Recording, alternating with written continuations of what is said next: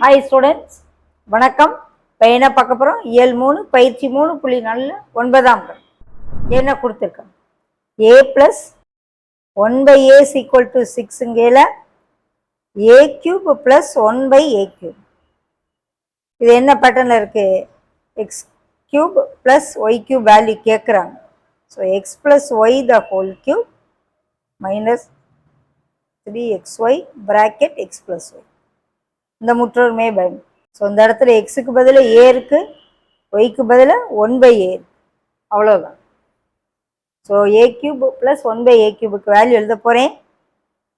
a + 1/a the whole cube minus 3a into 1/a bracket a + 1/a.